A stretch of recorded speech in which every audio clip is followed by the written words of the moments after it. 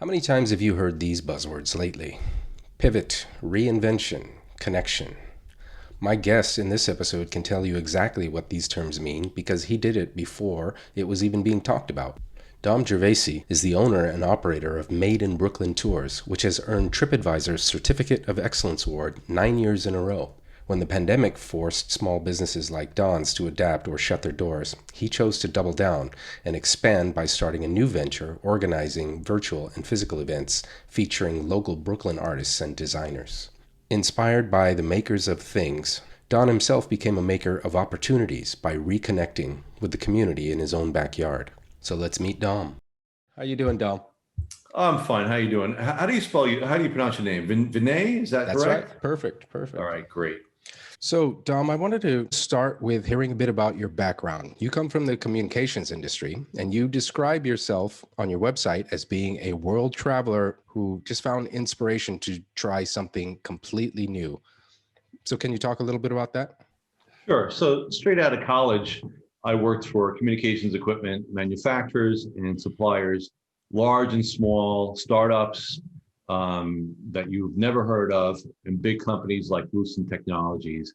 So for about 16 years, I did that. Very innovative companies, very innovative field. Um, but over the years, things started to change, and the last company I worked for, I found myself in a company that was dying. They were going bankrupt. They liquidated, and I was stuck in a cube in New Jersey with no windows, and I was miserable. I was absolutely miserable, and finally got laid off, and I took some time off and I traveled. I tend to travel overseas when I travel. I enjoy it. I've been over 21 countries at this point, as far off places like Kazakhstan or as near as, let's say, Canada, Italy, or Mexico. So when I took this time off, I was very depressed. And I said, all right, I want to just, you know, adopt an attitude of curiosity. I didn't know what was next. I knew I was very unhappy in the field that I started in. And so I went over to Greece. I had never been to Greece.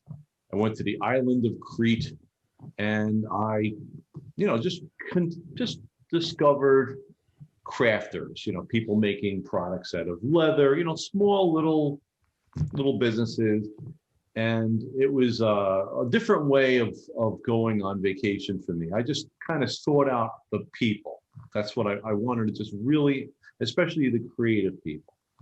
I got back home, and then I said, I got the travel bug. So I went to Sicily, where my family is from.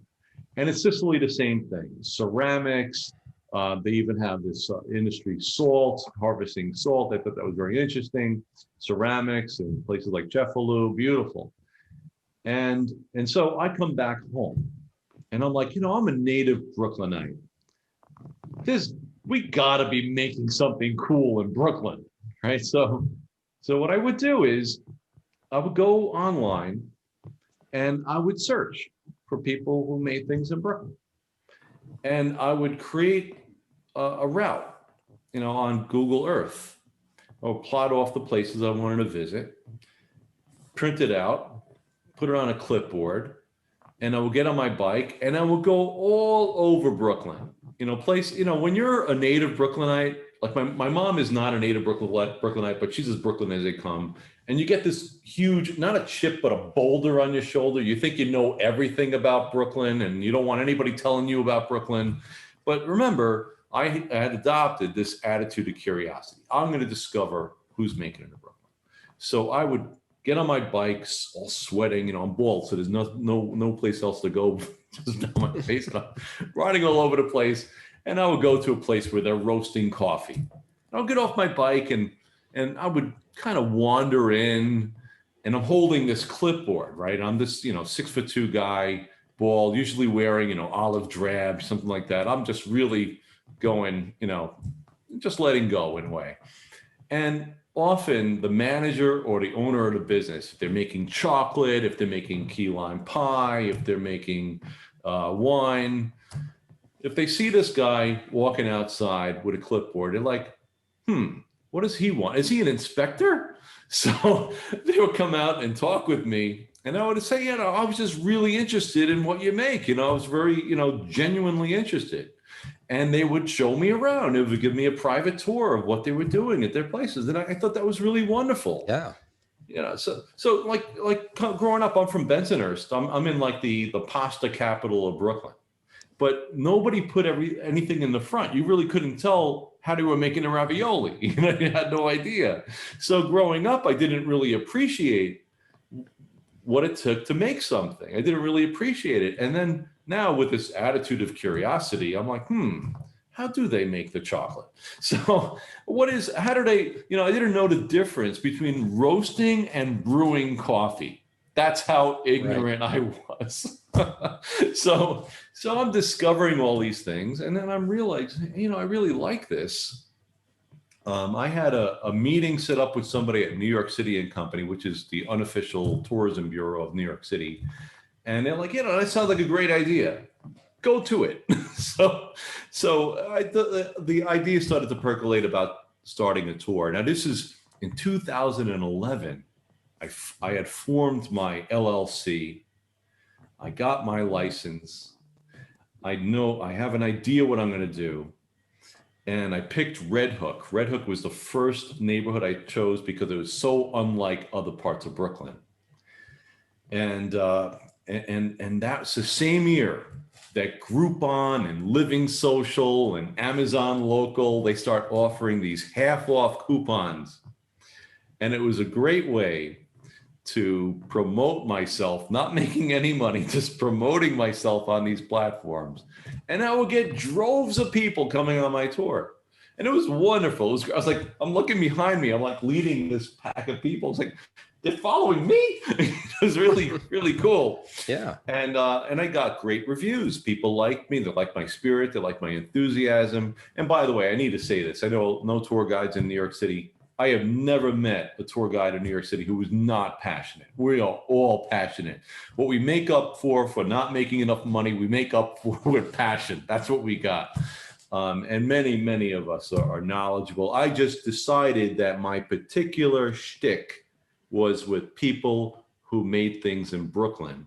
And the slogan of my business is see who's making it in Brooklyn. Yeah. And the idea was not to focus on how it's made. You may get that. Or what is made, it's who is making it. And the double entendre thing, the making it thing, that's really nice too. So that was the idea. Yeah, so talk about that. Who are these makers and the kind of companies that you seek out, and what might someone be surprised to find if they come on a tour with you? I think one of the things that I do on the tour, and I need to say this too, is I provide a context. We have a heritage in Brooklyn of making things, okay? Whether it be Benjamin Moore paint or Pfizer, the pharmaceutical company, developing the first mass-produced antibiotics, okay, which is very relevant in this time, right? And any company that started in Brooklyn making things, manufacturing, and many of them are multinational companies today, like Bristol Myers Squibb, for example, the company that first developed the process for mass producing cardboard boxes started in Brooklyn, the Gare Company, Robert Gare Company. So I need to say that we have this heritage of doing it. And of course, this is the 19th century, the early 20th century to mid 20th century mass production. We had a lot of companies mass producing in Brooklyn. And what was going on, I believe you could say since the 1990s, since around the mid 1990s, not to say that they weren't there before, but what was going on in the mid 1990s was the web, and that meant that if you were a shoemaker, suddenly you have a world, you could addressable market could be the world, right? And people now could find out about you, and it becomes more interesting. So, for example, it may be interesting for people to know that there's a glass bender in Brooklyn. Or you might say glass bending. So everybody wants to take it at a glass blower, which is great. Glass blowing is awesome, right? Glass bending means you're taking a flat piece of glass, putting it on a mold, heating it until it slumps into the mold, into the shape that you desire. And there's a company in Red Hook called Flickinger Glass that does this. So that's an interesting company. That, and I believe the oldest coffee roaster that's still in operation, Gillies Coffee, is based in Brooklyn. With coffee, we have tons of coffee companies like Devotion Coffee, which their specialty is Colombian coffee. Now, when you go into your average convenience store, you might get Colombian coffee, big deal, right? In their case, they're first of all harvesting the coffee in the red zones, the danger zones in Colombia, primarily small planters, coffee companies in Colombia, and then within 10 days of the coffee being harvested, it's FedEx to Brooklyn. So you're getting notes in the flavor of your coffee that you don't typically get when you go to your convenience store or even a really good coffee roaster, because they're getting their coffee so much right 10 days from the time it was harvested. So there are chocolate companies. There's a company in Williamsburg, Fine and Raw. They make chocolate, and they make it very, very high end chocolate. So there are a lot of these small companies. It's a company that makes cheese. It's called Nuts Plus Nuts. Cheese, but cheese out of nuts. When you walk in, on the shelves are bags of cashew nuts, and you have to explain, all right, they make it with water. The water is charged with tachyons, which are these particles that are faster than the speed of light. There's this whole story behind it. Yeah. But I like to get into the people as well. I like to introduce them to the people, not just the owners, which of course are very important, but of course the people that are actually working there. And I don't care if it's retail. I mean, you go to Jacques Therese in Dumbo, and they had several locations throughout New York City. Jacques Therese, they're a confectioner. They make fantastic chocolate. They make it in Brooklyn. They have a huge space in Sunset Park, Brooklyn. They ship all over the country. And the retail staff is fantastic. These are people who really, really care about giving great customer service. And that's, as an old school classic Brooklynite, I want good customer service. So I respect the people behind the counter who are, taking your order and giving you your box of chocolate and treating you well. I think that's really important. So it's not just the owners and the visionaries. It's also the people who are helping to support the business and make it successful. So the businesses that you're talking about, do they operate kind of in the same way as wineries, where they're primarily dependent on memberships and tourism? Well, I wouldn't say so. One of the challenges when you're doing a tour is that, Brooklyn's large. It's about 14 miles north to south, about 10 miles wide, right? So you can't bring them everywhere, Sure. Right? I can't bring, and there are great, cool places all over Brooklyn. I mean, there are places that make everything from seltzer water to a company that makes, you ever see those automatons in front of people's homes during the holidays? Mm-hmm. Okay, Yeah. where there's a company owned by a guy by the name of Lou Nasty out in Flatbush, well away from the train station, and he's making these types of automatons and not just for Christmas and other holidays, but also for store displays. So all over Brooklyn, they're great places, but I can't take everybody. They'll kill me if right. So I have this box, of how much people could walk in that I have to really work with, and I have to make sure that there's good transportation to that area, and make sure that there are places to break and stuff like that. So it's hard to, I really can't generalize in terms of the type of business, the model you're talking about, whereas a membership, not every business does that. Right. I mean, sometimes it's purely a retail play. If they're making ice cream, like the Brooklyn Ice Cream Factory in Dumbo, they're not doing memberships for ice cream, right? Or Pastosa Ravioli, they don't have membership for that. They're more of a mass producer of ravioli and pasta products in Bensonhurst. So it really takes all forms. And that's the wonderful thing about Brooklyn. There isn't a cookie cutter way to start a business, a creative business in Brooklyn. Like there's a place, I hope it's still around. It was called Brooklyn Shoe Space, where it's a cooperative of shoe designers and those who want to become shoe designers.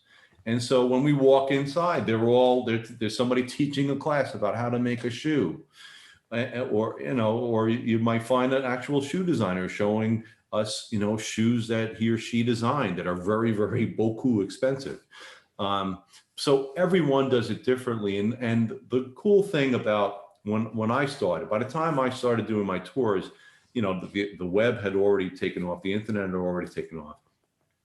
And by that time, the creative businesses had an understanding of how to do something that differentiated themselves from other businesses out there.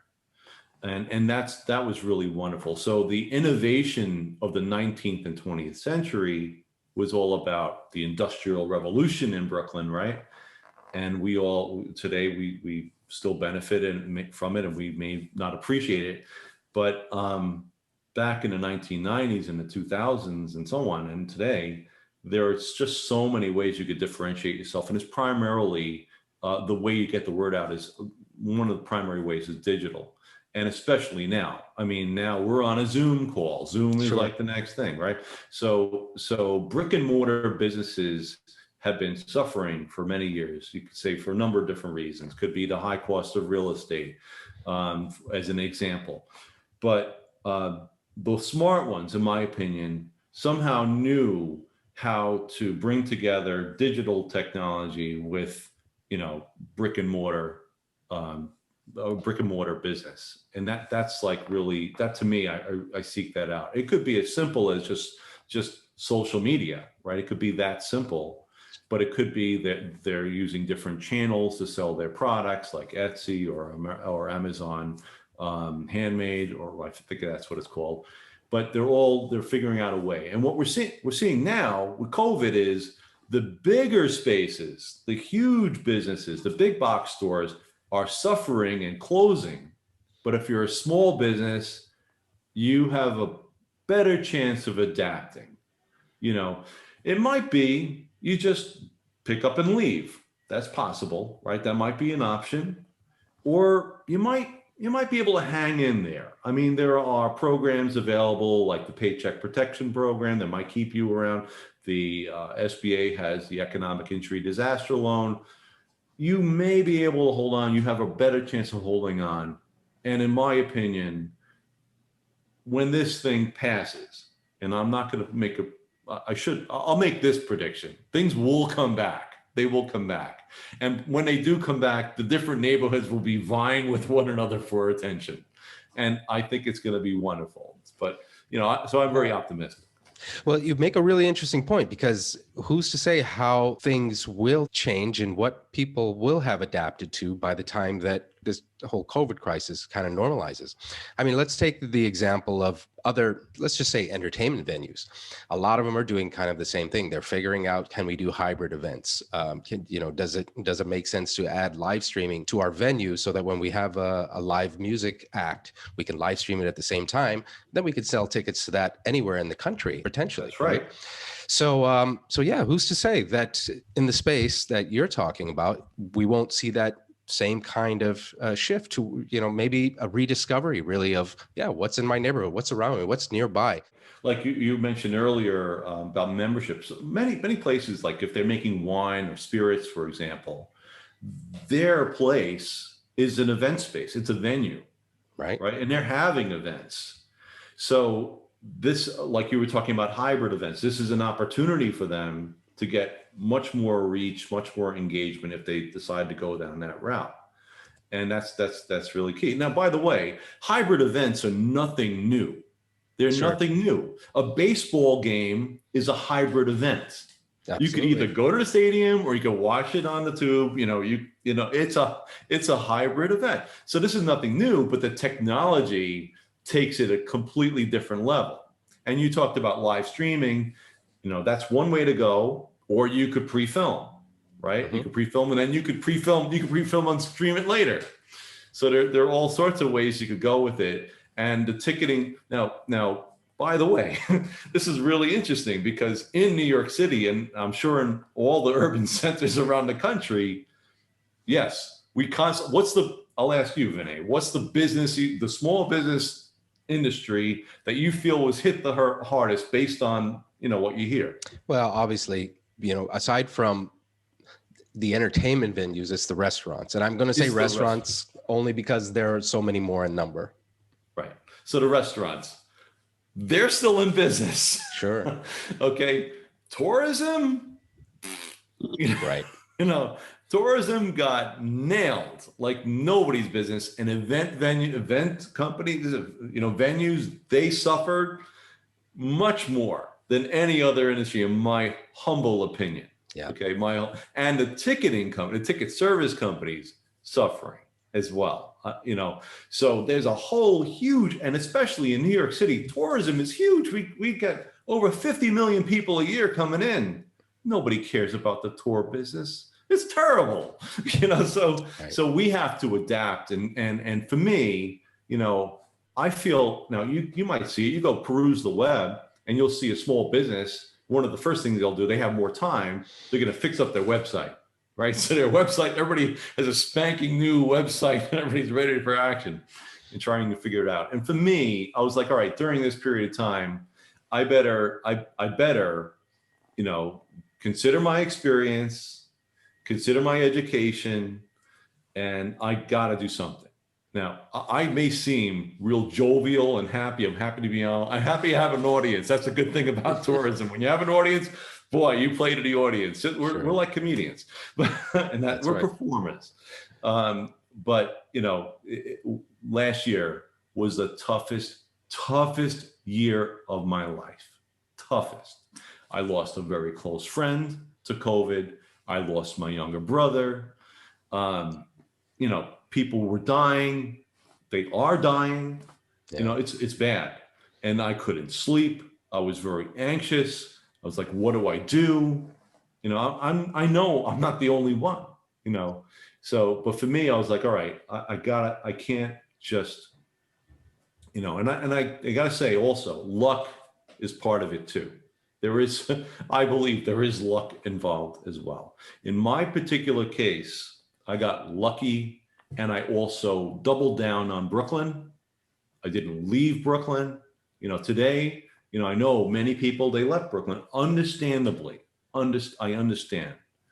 The ones that remained, we are going through a historic time. We are really, to me, this is what really makes you a Brooklynite, you going through this. Okay, that's really cool that you're able to say you found something new that you were passionate about. But what advice would you give somebody who is forced to kind of find what that is for themselves, or find out something that they're good at that they can possibly turn into a new career? What advice would you give for them? How would they go about discovering it, or trying different things? It basically comes down to two questions. What do you want to do, and what can you do? Right? It's those two questions, right? You may want to do things, and everybody has a gazillion of great ideas, but maybe you can't do it. And you really have to go through this self-discovery. I mentioned my story. I had this attitude of curiosity. I think that's really important, to just be open-minded. Brush the boulder off my shoulder. I don't know everything. Be open-minded about it. See what is moving the spirit, so to speak. And then, of course, there were these tough questions. Can I do this? What makes me so special? I'm a native Brooklynite. Big deal. I worked for manufacturers. Big deal, right? So I was trying to look in my toolbox, look in my closet, see what I had that I could bring to the table. And working for these companies before starting Made in Brooklyn Tours, I was presenting a lot. I was a sales guy, and I was in business development. So I had to do a lot of presentations. When on my tours, I have shelves over here of books, loose leaf binders with presentations, and I'm presenting on the tour. That's what I'm good at doing. So, and now, if I have an audience I have an audience of one right now, but I'm energized, So Right. I could see that this is good for me, that I do good with this. And sure enough, for 10 years, every single year, I got the TripAdvisor Certificate of Excellence. So there are things that mirror back that say, all right, yeah, you're doing something good. This isn't for everybody, right? Not everybody wants to take risks like that. But if you're an entrepreneur, and I'm sure people who are watching this are entrepreneurs, they're going to understand. They're taking a risk. Yeah. That's it. Oh, yeah. I mean, risk is sort of inherent in the creative process, right? You're trying to create something that didn't exist yesterday. So, yeah, every artist, every craftsman, every educator to a degree is a kind of an entrepreneur, whether you're on your own, you're a solo artist, or you're independent, or you're established and you have some employees. Still, you're trying to produce or create or give something back to the world. Am I right? Yeah, I mean, and the other thing that we didn't talk about is who are you addressing? Who's actually benefiting from your service? Who's your market? And it goes back to what we were saying earlier. The technology that's available today now gives you the ability to reach people you would never have an opportunity to reach in the past. So I suspect with the event business, it's kind of the same thing. How do you do that? Yeah. It's kind of like, it's exciting. It's fun. Well, Dom, thank you so much. Your story was really inspiring, and I'm really glad I got to talk to you. Do you think we can do this again, maybe in another 6 months? I'd like to catch up with you and see how things have blossomed for this new venture. Sure. Nah, I don't want you to call me again. No, of course, sure. Let's do it again. Let's do it. I like to see how your venture goes as well. Yeah. So I'm looking forward to it. And if I could say just a plug, if you'd like to see what I'm doing, go to my Instagram, my Facebook, go to my website. It's still www.madeinbrooklyntours.com, where you see who's making it in Brooklyn. All right. Fantastic. Take care, Dom. All right. Take care, Vinay. Have a great day. You too. Bye-bye.